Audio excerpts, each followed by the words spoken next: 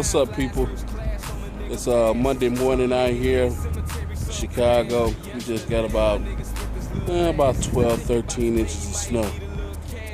And the temperature's dropping. It's been a crazy day, weather roads, and the weather been bad. Hope you're being safe out there. And, taking your time while you're moving around. But there's nothing like having that extra security feeling when you're out in the streets, when you're driving, because you never know what might happen to your car while you're out there moving around.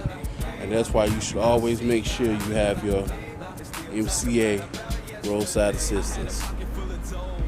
I feel real safe when I'm out here, because I ain't got to worry about it. Somebody need to come get me off side of the road, if the car stop or stall, or the truck stop, I'm good.